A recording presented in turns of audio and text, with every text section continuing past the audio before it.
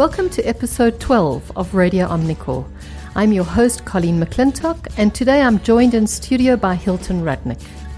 You're listening to the show that is guaranteed to teach you something useful. In each episode, we will meet an interesting and dynamic guest. You can find all our podcasts on iTunes and our website, www.omnicor.co.za.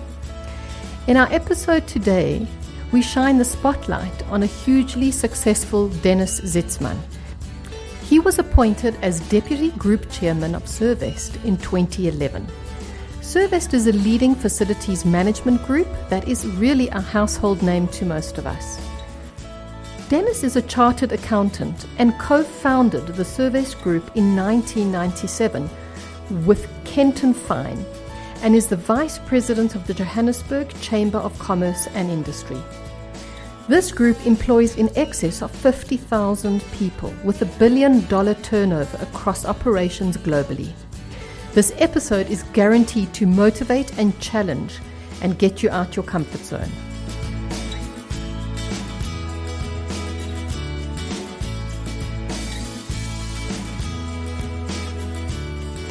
So in studio today we have Hilton Rudnick, the MD, and we have our guest Dennis Zietsman, who is the Deputy Group Chairman of Servest. And we're really thrilled to host you to check in and see all the secrets you have to your success and hopefully teach us at Omnicor.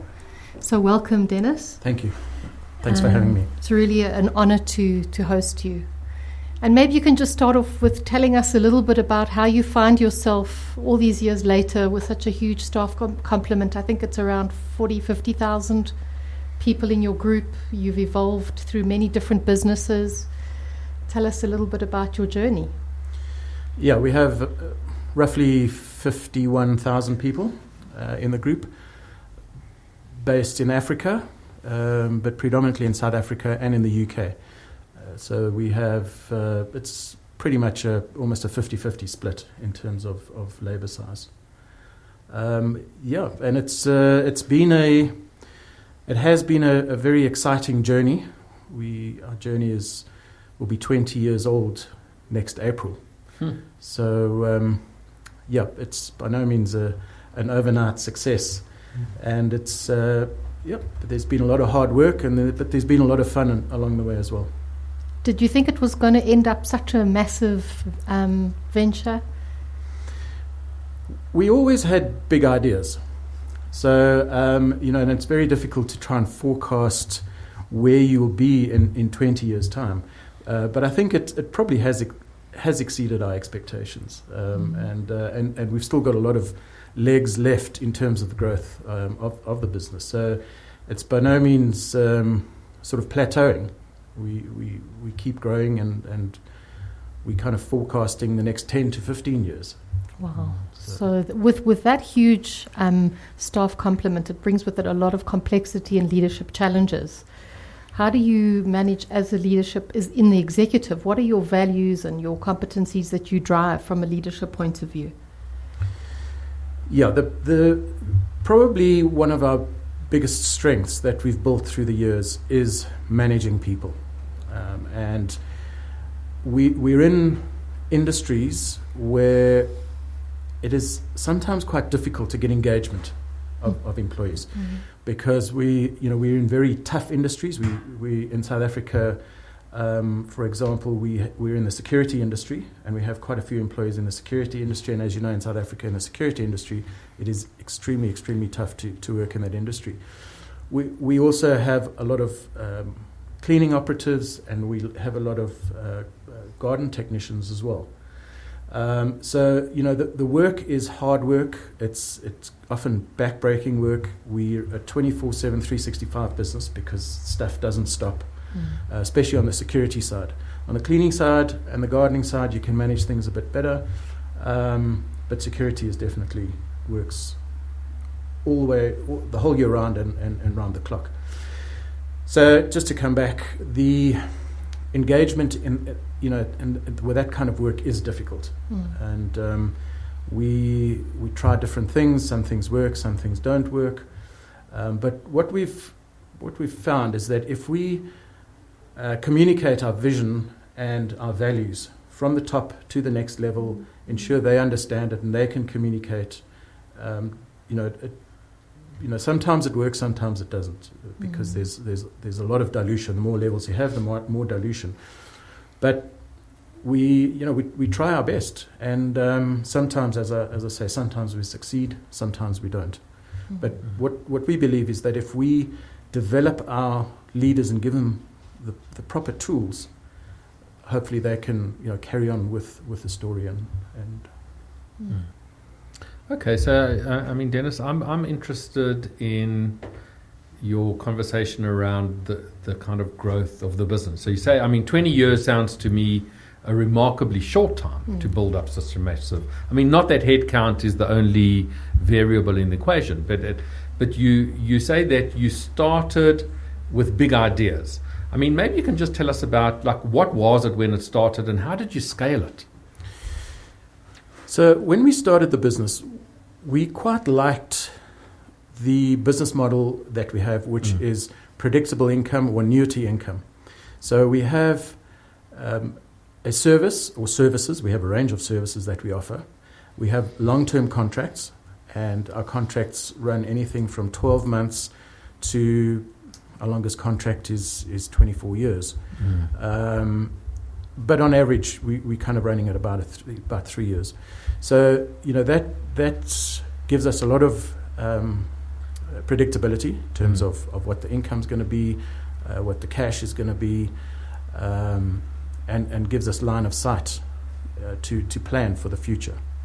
So that's the business model that we set out to achieve. So when we started, we bought a small Durban-based hygiene company that specialized in washroom equipment, and we used that business. They had a very small branch in Joburg, but we used that as the first business that we bought.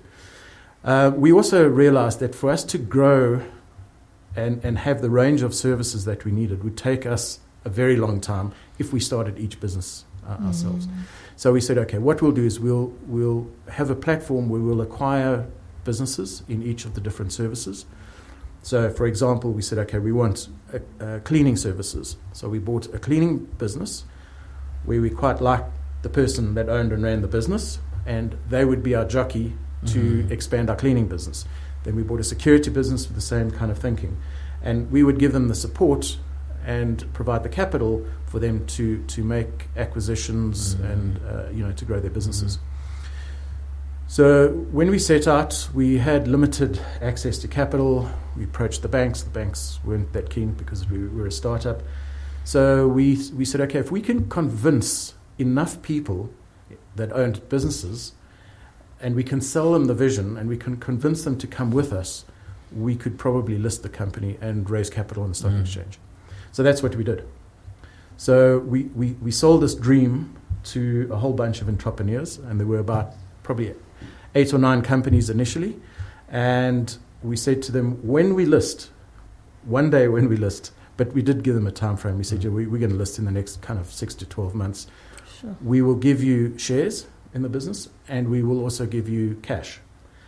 And you come along with us for the ride. We tied them up for 3 years, and that's how we originally started the business. So we listed the business, and off we went. And the market liked the story. The market was quite buoyant at the time, and they were backing a lot of listings and things. And so our timing was quite fortunate because, as you probably know in business, a lot of it is about timing. I believe it's all about timing and luck. And our timing was pretty good. We had a lot of investors putting in money, and we always had global aspirations. We wanted to become a global player. And over the years, we went into Australia, we went into the UK, we went into the USA, and that's kind of how we started our growth journey.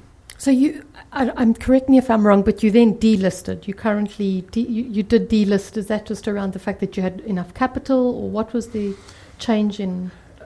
So one of the perils of being successful is that you kind of put yourself out there and you make people aware of yourself. And one of our major competitors, thought, okay, we quite like this little company. They're starting to become probably a bit more of just a nuisance, and we want a slice of the action, or we want to do whatever we want to do with them. Anyway, we got a phone call from the CEO of that business, and he said to us, I've bought 26% of your company on the open market, and I'm thinking of making an offer for the whole company. So we said, okay, well, you're entitled to do whatever you're entitled to do. He wanted a seat on the board. We said, no, well, we can't do that because there's a conflict. But if you want to make an offer, fine. Come along and have a look at our business. We'll open everything for you and see how it pans out. As it turned out, they put an offer on the table. We thought it wasn't high enough.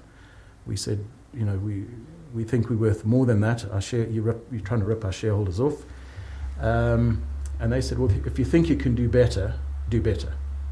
So we very quickly had to run around the market looking for backing. And we fortunately found backing in the form of African Merchant Bank. They're no longer around in their format that they had then, but they backed us, and we did make a higher offer to shareholders, including the competitor. We bought them out, and that's why we delisted. Well, one of the reasons we delisted. So we took the company private. That was in about 2002, and we've kind of never looked back, because listing was good for us. It was good at the time, and you list to raise capital. That should be your main reason. So we did that. But being delisted, we could spend time on the business as opposed to talking to the likes of analysts, the press, the reporting pressures. Every time you report, you have to report an increase in earnings, that type of thing. So it gave us the opportunity to be more long term, as opposed to short term focused 6 month segments.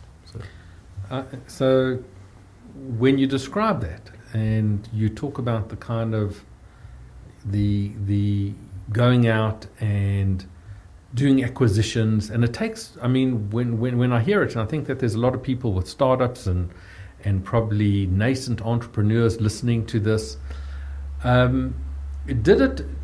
did you always have the confidence that we can buy companies and we can help them grow, and we can ask for money, and we just know that it's going to work? Or is there always a lot of doubt in those kind of things? Do you just do it and park the doubts? How does it work? Yeah, you have to be confident. You can't have any doubts. If you have any doubts, you're not necessarily going to achieve your dream. So what happens in reality is a different story. So we were always confident. We always thought we could do exactly what we set out to do. But looking back on it, we made a lot of mistakes. And they were good mistakes because we learned from them. So one of the things when we delisted, it also gave us an opportunity to clean out the cupboard. So we'd made a lot of acquisitions where they had turned out not to be great. They weren't really a fit. There wasn't any kind of chemistry between the people that were running the company. Some of our international acquisitions didn't quite turn out the way we intended, Australia being one of them. So everybody advised us. They said, don't go to Australia. No South African company has been successful in Australia. But we said, well, that doesn't mean that we can't be successful. And we went in there, one of these things where we were confident, we didn't have any doubts. Anyway, it turned out that we weren't successful. But we managed to sell off those businesses, streamline our business, and have a stronger platform. But we did, as I say, we made a lot of mistakes, and fortunately, we have learned from them, and we try and avoid those mistakes going forward now. So. My question is, I guess probably will feed into this that you've raised, but I'm not sure. When you look back with hindsight, what has been the biggest challenge for you in this organization as a leader? What has been your biggest challenge? And the follow-up to that is, did you see it coming? the biggest challenge is probably to get everybody on the same page. Everybody to actually share the vision, have the same values. And we kind of, because we loved the idea, we loved the culture, we loved the business, we sort of assumed everybody would come in and have the same kind of love. And we didn't kind of realize that everybody would have their own agendas. So of all the initial people that we bought businesses from, there's no one left in the business anymore. We had one chap who he left last year, so he was with the company for 18 years, but he was the only one.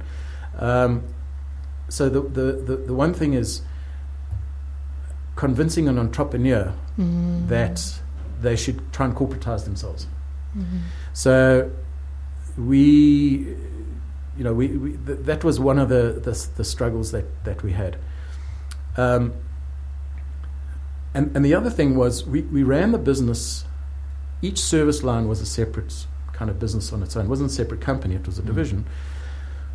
But people fall in love with their business. So the cleaning division are in love with the cleaning division. The hygiene division in love with the hygiene division. And to try and break down those silos has been one of our biggest challenges. And we probably didn't anticipate how long or how difficult it would be. One of the things we did is we rebranded all the service lines about 6 or 7 years ago. They each had their own brand names, and we rebranded everybody Servest. And we thought that would go a long way to breaking down those barriers, which it did, but it didn't break them down completely. So everybody's trying to protect their turf. Everybody's chasing their objective instead of looking at a group objective. So we didn't anticipate, as I say, how long it would take for us to bring everybody together. I'm interested in the acquisition idea as a kind of accelerator of growth versus the other option, which I guess is just to grow organically and try get more and more customers in some kind of way. Would you recommend that route as a way to kind of accelerate a business's growth? Given your experience. I would suggest that you need to do both.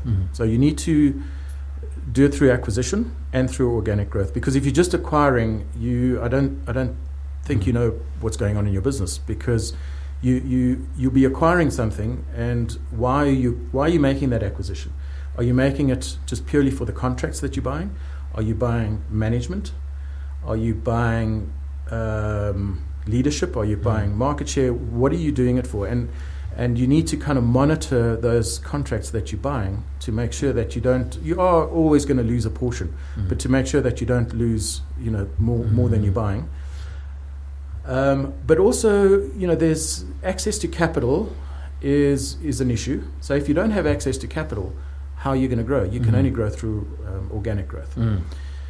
Organic growth also means that you believe in the service that you're offering, in our case, and you're at a sufficient level in terms of quality so that you can get new contracts. And so it's definitely a combination of both. You can't necessarily do the one without the other. I don't believe so. So how deeply would you look at an acquisition? Would you be interested in the numbers? You'd get into the financials. Would you be interested in the values? Would you have a long yak with the senior management? How did you approach the idea of that looks like an attractive acquisition for us? So we find that a lot of people come to us. 90% of the acquisition has come to us, as opposed to us going out to look for it. So what we'll do is we'll have an initial conversation with the people that specifically run the business, not necessarily own the business, because often we find that somebody's owned the business for a long period of time and they want to exit. Right. And they wouldn't come along with the business. So we would have a chat to management, and we would pick up in that first meeting whether we could work with these people or not. So there had to be some kind of chemistry, some type of dynamic that we liked. If that initial meeting went well, we would then start detailed negotiations, but we would do an in-depth due diligence. So sometimes we use an in-house team. If let's say we want to buy another cleaning company, we'd use an in-house team to look at the operations, the finances, or we'd get an external accounting firm or whatever, and our lawyers to do legal due diligence, financial due diligence. And we've also started to get our people services involved to see, what about the people? Do they have high staff turnover? What's their training? Do they do development, etc., etc.? So we try and have a complete holistic view of the company by the time we actually come to negotiate price. Okay. So when you're having these meetings of prospective acquisitions, I can imagine it's a bit like the Dragon's Den. What are the buying signals for you in terms of the chemistry, and what are the things that turn you off, that make you decide definitely we're not going to go in with this company? The first thing is, do they understand their business? Okay, so we've kind of got a view on a certain industry, or we'd know margins in a certain industry, but we would have a chat and say, do they give us comfort that they know their business, they know their figures, and they understand what they're doing? And it's one of those things that's quite difficult to put it on a piece of paper. This is what you need to look for. But I think because of the experience that we've had, and we've done, I think at last count, and they vary in size, so this number is quite large, but we've done about 105 acquisitions, Sure. but some very, very small, and some quite large. So over the years we've picked up, I think, a skill, and we've passed that skill on to people to kind of pick up, do these people know what they're doing? And it's not that tangible. We use the term Servestian, and we often we'll come out of a meeting saying we can work with these people. These people are Servestians. They think that like us. They have the same, well, don't necessarily think like us, but they have the same value set, and we know that they can grow the business if we back them. So. Okay. So Dennis, maybe just changing tax a little bit. I'm very interested in your kind of leadership academy that you've developed, and I know that you invest a lot of your time in grooming leaders for the organization. I mean, maybe you can just open up that process a little bit for us and tell us how it works. Sure. So because of the size of the group and because of the growth in the group, we realized that we need to start equipping our leadership team, and by leadership team we mean anything from kind of middle management upwards, with the tools and the skills if we want to get anywhere in the future. So we did quite a bit of research, and our leadership program is called The Alchemist. And we did quite a bit of research, or I did a lot of the research myself, in terms of how best to structure this. And what I came to realize is that you first have to look at the individual before you look at what skills you're going to impart. So roughly year one of the program is about leading yourself, because we believe if you can't lead yourself, you can't lead others. And so we invest quite heavily in people just talking about life. So just forget about business. Let's go back to life, and what about life? So we do a lot of that, where we have people that come and tell us about life, stuff that we know, but they just put it out there so that we can start thinking about it. We have people that come and talk to us about brain chemistry and how the brain actually works, and what happens with the different chemicals, and what leads to stress, and what happens when you are on continuous state of stress, and how you can combat it, and what you should and shouldn't be doing. Things like exposing them to what their strengths and weaknesses are. So they all go through a battery of psychometric assessments, and we try and work on that. So we'll have a look at an individual, and maybe they need more work on empathy, let's say, and we'll say, okay, well, we need to work on your empathy, or whatever it may be. So we try and concentrate on that. We do the whole strengths finder thing. We look at strengths and weaknesses, and we play around with that quite a bit in the first year. So, at the end of it, they kind of realize that there's more to life than business, right, or than their job, or that they do have a family and they need to spend a lot of time with the family. You can't say I'm going to be working 12 hours a day, 7 days a week, because it's just, or 18 hours a day rather. It's going to be destructive. And that's what the first year's kind of focus is. So it's a lot of self-awareness as well. It is a lot of self-awareness, talking about mindfulness, talking about meditation and why these things are good for you. So we try and incorporate all the latest thinking, and that's why most of it is done externally. So we have different specialists that come in and present all these modules to us. And then in the second year, is more of a business focus. So we do it in partnership with the Henley Business School, and we look at the various aspects, whether it's strategic marketing, finance, human resources, whatever it is. And we'll take them down a journey where, again, Henley Business School has provided these speakers, and they're internationally acknowledged experts in their field. And so at the end of the second year, they've hopefully learnt about the business skills side of thing. And they've got to give a final presentation. They have a project that they work on as well. So getting back to the first year, I'm interested in the format of how you kind of do that character building and that self-awareness. Is it in groups? Is it like one-on-one? Do you use individual coaches? How much time do you spend with each person in that year? So it's a combination. So typically the size of the group, the size of the intake is about 10 to 12 people. We don't want to go bigger than that. So they'll have group sessions, and they'll have individual sessions. So they'll be assigned to a coach that will go through a coaching program with them, and the coach will give kind of feedback. We'll set the objectives up front. The coach will give us feedback on a regular basis, and then at the end we kind of assess it and see if they need maybe one or two other sessions or whatever it is.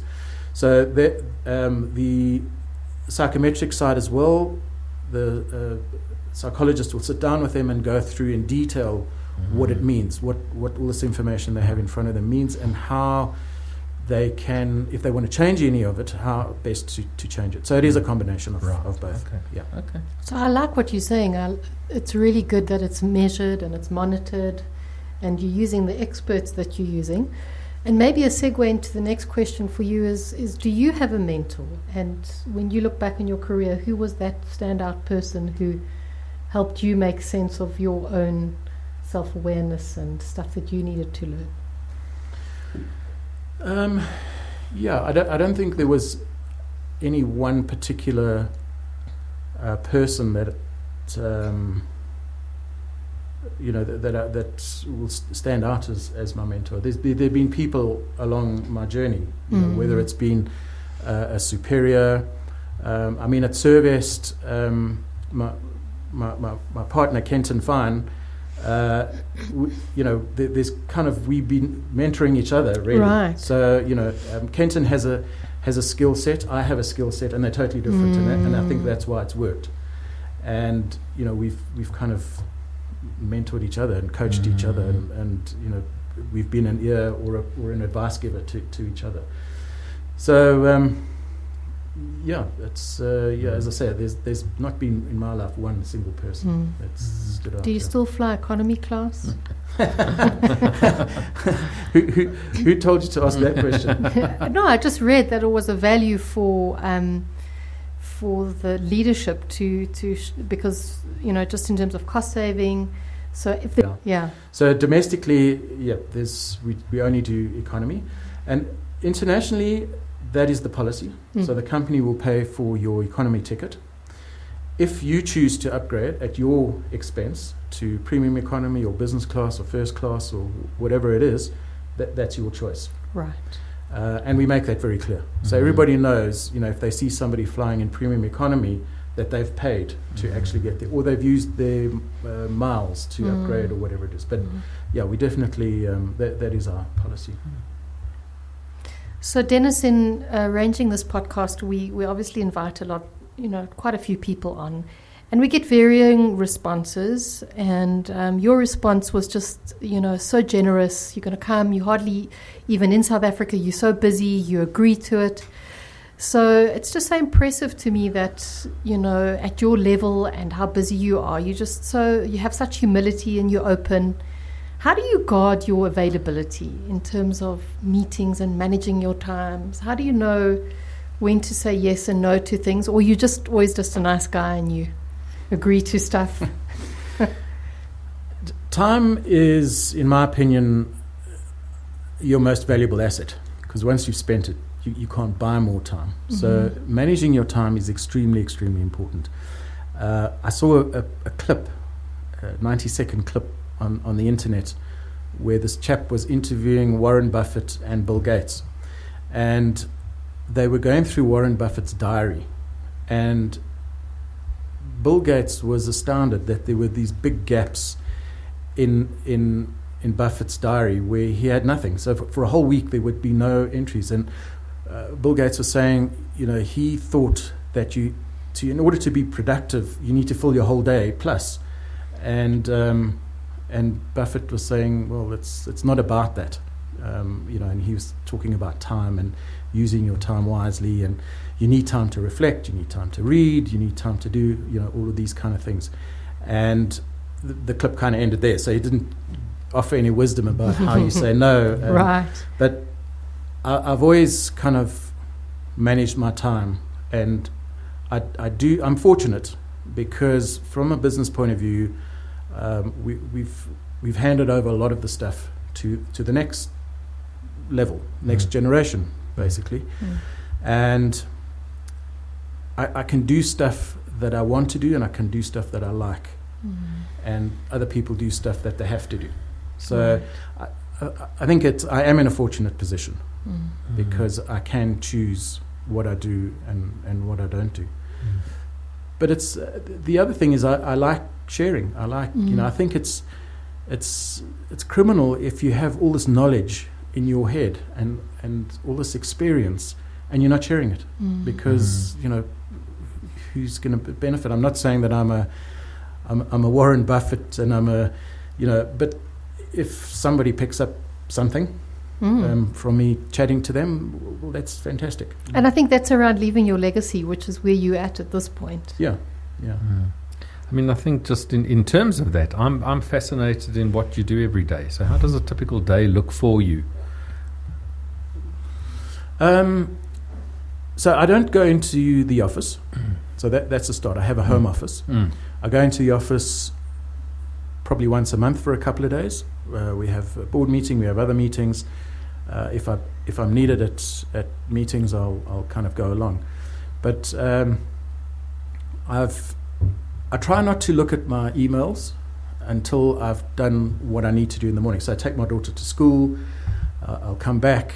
I'll do some exercise. I'll have breakfast, and then I'll look at my mails. Nothing is that urgent that it can't wait an hour or two. And if it is, somebody will phone and say, you need to read your mail urgently. So I because once you start reading your mails, you get bogged down. 100%. And I try to sort of sort out what's important and what's not important. And if it's not important, it goes into a folder and it may get looked at. And I'm not talking about business-related stuff, but you know what it's like. How many mails you get that are from external parties that have little relevance on what you're doing. So I'll respond to mails. I'll do a couple of phone calls. If there's any projects that I'm working on, I'll attend to those. But I try and plan my day so that I kind of have gaps in it to take a break, to go for a walk or whatever it is, or have a bit of lunch. Some days I'll say, okay, I'm not going to do anything today. In terms of, I'll go through my mails, but then I'm going to, I'm going to have lunch with my wife or whatever it is. And I found that you become less busy because you're planning your time better. You're not being a busy fool. And that's the last thing you should become, is a busy fool. And I actually read something. I'm busy reading Tim Ferriss's book. I don't know if you've read it, Yes. Tools of the Titans. Yes. And the one thing he says is that people that are busy are actually lazy. So it's a form of laziness, because you're busying yourself with stuff that you are doing to avoid doing other stuff that you don't want to do. So you're rushing around, you're doing this, you're doing that, but there's a whole lot of stuff heaping up behind you, and you say, I'm just too busy to get to that stuff. And so you've got to be careful that you're busy on the right things. And I've just found that it's made me less busy, more time for reflection, more time for thinking. But I just want to reiterate again, I am in the fortunate position that I can do that. Right. I'm not in the front lines. I don't have an operational role anymore. So it makes it a lot easier. It's more of a strategic kind of role. So what do you do for downtime? What's fun? I mean, it sounds pretty fun, your day, but... For fun, I like sport. So I like watching sport. I don't play much sport anymore. But I love walking. And in the English countryside, I mean, it's just so beautiful. So, walking the dogs is fantastic. I just feel so on a high when I come back. Food.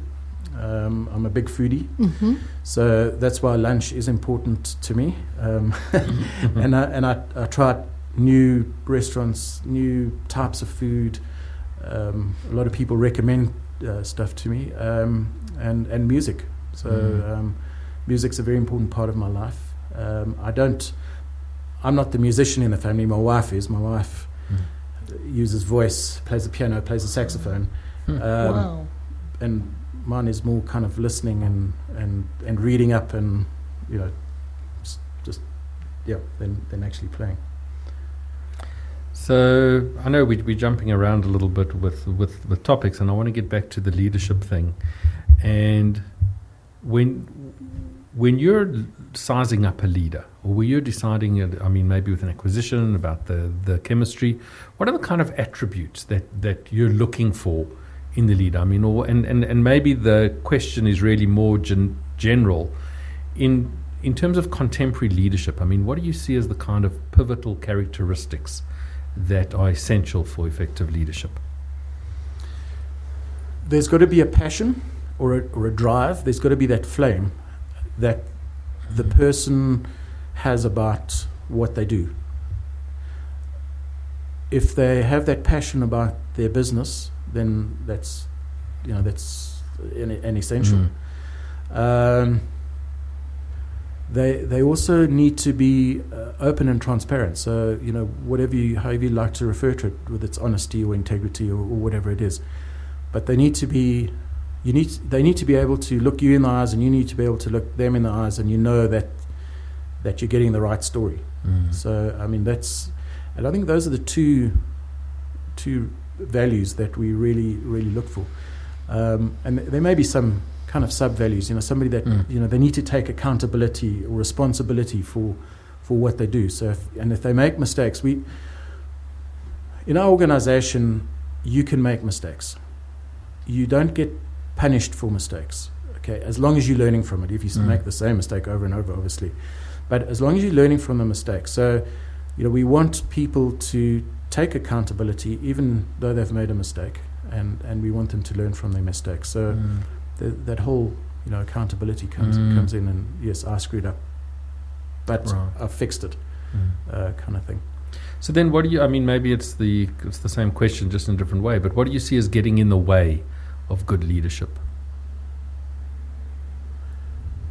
In general? Yeah. So when you see people who are struggling or just not doing it the way that you think would be right, what's going on with them? What do you see happening? I think there could be a number of things. One thing is self-interest. So a lot of, I would say a lot, that's maybe wrong, but some people do tend to say, well, I'm in a leadership position. I'm I'm the one that got me there, which is fine, you probably are, and I'm going to look after number one. And to me, that's not what leadership's about. Leadership is about not looking after number one first. So it's the ego stuff that gets in the way. I think so, yeah. That's the one aspect. The other aspect is the person doesn't have the right skills or tools, and nobody's given that to them. So, do they know how to act in a leadership role? And it comes down to that whole debate: are leaders born or are they made?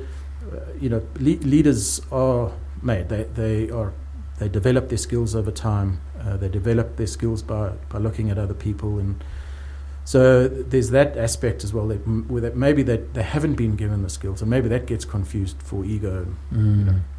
So what would you say is your leadership style? What is it like to work with you in terms of the leadership approach? I think I've got a very empowering leadership approach. So I like getting people to do the stuff. They make the decisions, and they get on and do it. But they know that they can come to me and ask me for my advice, and I will give them my honest advice and my honest opinion, and they shouldn't see it as a form of weakness. Because often you get leaders that say, well, I'm not going to ask anybody's advice because it's a form of weakness. And that's not the way to go about it. So I try and say, okay, you empowered, you go and do it. They come to me and say, well, not too sure about this aspect. How do I handle this aspect?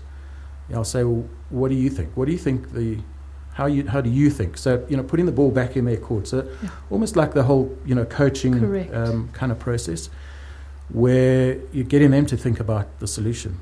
Because I often say to people, come to me with a problem, but I want to know the solution as well. If you are battling with a solution, give me how you've thought about it, and why there's a block, why you can't come up with a solution. Okay. So there's really a lot of just throwing it back into the person's, throw the ball back into their court, hear what they've thought about, and then you kind of moderate through that. Yeah. Is that right? Say, well, I would have maybe done it differently, or have you thought about this, or, and then let them digest that and think about that. I have to ask the question around the global context and South Africa and your view of where we're heading in South African business, and just working within a unionized environment and within the complexity that the macro politics has. I mean, South Africa is in choppy waters. I mean, there's no doubt about that. My view is a positive view. I think in the longer term, and what is longer term, let's say 7 to 10 years, I think, well, sooner than that, things will change, I believe. But 7 to 10 years, we'll be going into less choppy waters. I think there's a lot of harm that's been done, and it's going to take a long time to sort that harm out. But I don't think the country is going to fall into the abyss. I think there are too many people that are positive about South Africa to let that happen. But it's in the short term, it's not going to be easy.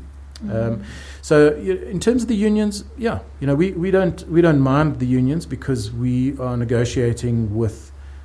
And we deal with a lot of unions, but we're dealing with people that represent a group of people, and it's easier to speak to one person than to speak to 5,000 people, or people that are kind of represent a group but don't have the skills base to negotiate or that type of thing. So we a large part of our business is unionized in certain of the sectors that we operate in. But we don't mind it. It's a negotiating platform, and we're fortunate in our industries that we negotiate as an industry. So the cleaning industry negotiates as an industry, the security industry as an industry, and it kind of helps the process. So you're still staying invested in the country, and in the short term, medium term. Long term. Yeah, no, we're in the country long term. So this is where the company was born. South Africa owns all the other assets in the world, so it's not the other way around. And they're not, we have management in the UK that own a portion, but South Africa owns, the UK operations and the rest of Africa operations. So we're in here. Excuse me. We're in here long term. This is Okay.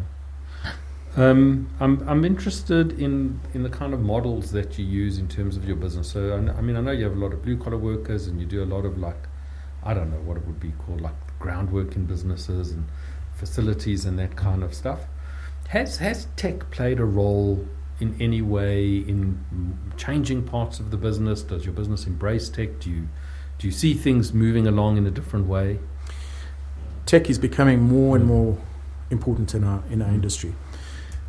So one of the things that I love is disruptive elements in industries, and because it's just thought patterns are change, and I just find it very interesting how they are disrupted. And we said, well, in our industry, it's going to happen. So let us try and be the disruptors. And I'll be honest, historically, we haven't necessarily been ahead of the curve in terms of technology, but we've realized in the last while that we have to get there. So we've employed a whole team of developers.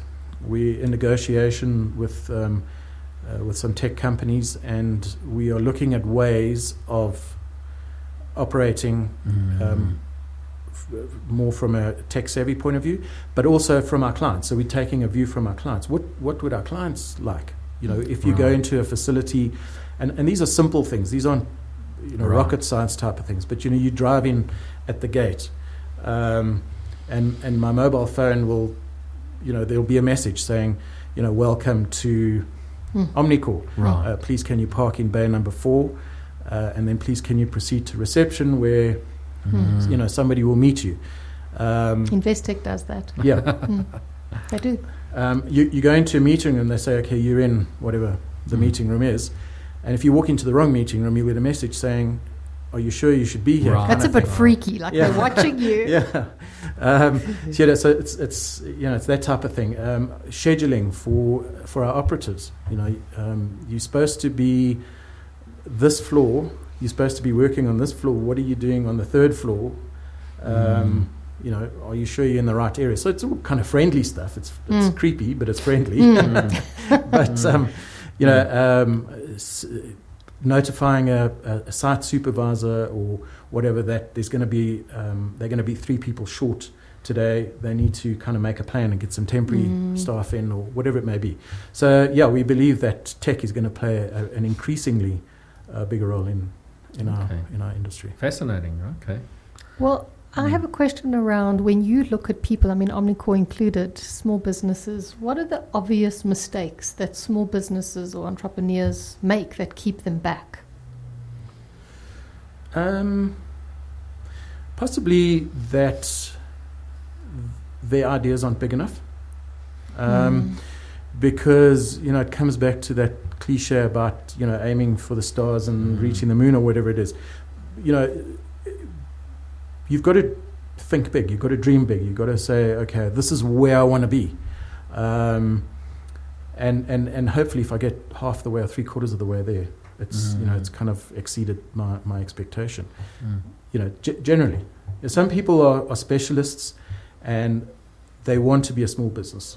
And that's what works for them, and that's fine. And but generally, if you want to grow your business, I think the biggest mistake is not thinking big enough. Wow, that's very good advice. I'm actually quite interested in advice. Has there been any? This is not a coaching session, Hilton. I understand that, but I'm interested in advice that you may have got along the way that kind of shaped your thinking. And have you got any standout good advice that was given to you that you embraced and was significant? I think there's been a couple. The one is probably stick with it. So don't get... You're going to have down moments where things aren't going well. You may have not succeeded. You may have lost out on a big contract. And you kind of start having those self-doubts. But stick with it. You need to stick with it. And I think that's what makes a good entrepreneur. They kind of don't take no for an answer. And where most people would give up, or most people would say, that they're wasting their time. That person is, they just, they're trying too hard. Well, you know what? Those are the people that succeed. So I think it's think big, stick with it, and the other important thing is your team. Make sure you have the right team with you, people that you trust, people whose skills you need. And I think that's why our business has been so successful, is because we have the right people in the business, and we make sure that they have skills that are different to ours, and that they think differently. The last thing you want is a team that thinks the same, because it's not going to help you. I mean, have you had to jettison people in the past where they just weren't the right fit with the team? Has that been... We have, unfortunately. And how do you handle that kind of stuff? Well, often they know, and that makes it easier. Right. So we have the chat and they say, okay, we understand it. Sometimes they don't know, and that's what makes it difficult. And sometimes it's maybe, in those instances, cost us money, because very often, things can be settled through writing a check. Right. And we've often been accused of being too generous. And people have said, well, you're just putting all this money on the table. This person doesn't deserve the money. And there's always those arguments. And we're saying, well, in the long term, it's going to cost us a lot less. So not everything can be solved by money. Don't get me wrong. But we find that, money does tend to talk. When you look globally, and obviously you read a lot, and it's so cool that you like Tim Ferriss, because I wouldn't have typically thought you would have. Which is your favorite company that you like to watch and that you find interesting, disruptive? Google is probably one of the ones that I really like. Because of where they're kind of going. They started out as a I'll use the word simple in very respectfully, but a simple search engine. That's where they started. But you look at what they do now, and they're just continuously innovating, and they're into all sorts of things. So and they've disrupted the disruptors, I think, and that's why I quite like Google. It's more sort of in the tech arena that I like those tech companies. Amazing. So, I mean, as my last question, I'm just interested in your experience with working in multiple countries and the kind of differences you find. Like, what has been so obvious in South Africa that has just not worked in England or in the US? And why didn't Australia work? That's Australia was just the wrong people. So we had the wrong people. It was a very small business. We were thinking of using the company we bought as a platform to grow, and it just there was the wrong people. In the UK, so our UK operation, this is the second time we've been into the UK. So we had an operation in the UK. We had a business in the UK, which we sold at a point in time to repay the debt when we did the leverage buyout, when we delisted. And then we liked that market. So that's why we went back in. So it was about 3 years later we went back in. And we actually ended up buying a business that we'd previously owned. It was part of the business we previously owned. Was a small franchise business, and those guys did a management buyout of that business, and the guy that headed that up, a chap called Rob Legg, who's now our global CEO. When we went back in, he changed the model, and from a franchise cleaning business to a kind of a dual. So it was contract cleaning for their account as well as franchise, and we used that as the platform for us to grow our UK business. So Rob's been very instrumental in growing our UK business. But there's a lot of cultural differences in the different countries, which you don't necessarily realize. You think people they speak the same language. In the UK, the time zone is almost exactly the same, and well, let's just go for it. But then you realize there are cultural differences, and just in the way you say things could have a different slant. The way South Africans are, I think we're known to be very to the point, don't mince our words, and in the UK it's a lot softer, and you've got to be quite measured in the way you talk to people and what you say, and not that they're softies or whatever, but they're definitely not. But it's just, there are cultural differences. And in Australia, it was the same kind of thing. We experienced different cultural differences. So you've got to be aware of that. So culture is extremely important. So, one of our kind of things that we look at is global ambitions, but local culture, be aware of. So... Yeah. Okay. And the US. I mean, because I know, are you in the US or you've been there? We had a very small operation in Nevada that did surveillance cameras for the casinos. We did most of the casinos in South Africa. I don't know if you recall, about 10, 15 years ago when they built all the casinos. We had a company and they did 80% of those systems, and we had a similar company in the States. But it was very small, and it was just confined to Nevada, and we actually sold it it was a father and son team, and we sold it to them. But that is on our list to go. That's probably going to be our next step, is to go into the US. Right. We looked at a business last year, didn't quite fit, wasn't the right people, all those doubts in our minds, and we decided not to do it. But it is definitely on our list to have a look.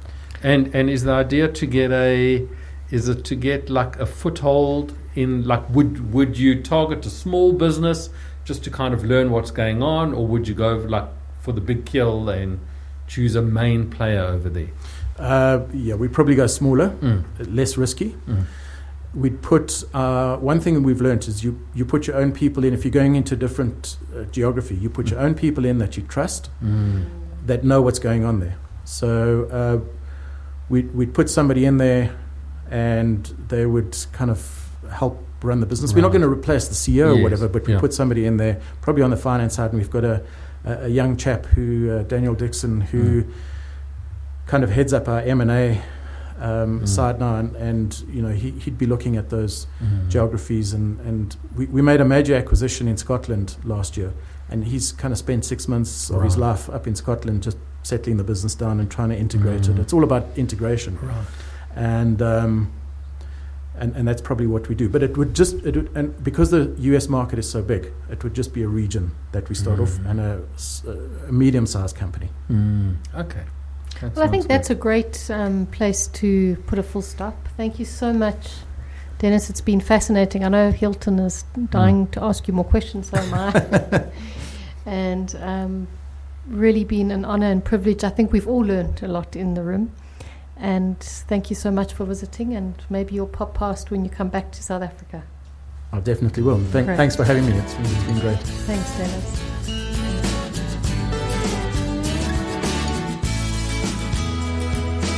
We thoroughly enjoyed that masterclass in entrepreneurial grit and drive. It is so rare to get the opportunity to meet such a successful and humble businessman. It felt like we had our very own Dragon's Den today. So are your dreams big enough? And importantly, do you know your business inside out? So much to take away and think about. Once again, thank you to our producer, Matt Bessling. Please send through any questions and comments, and rate our podcast at www.omnicor.co.za.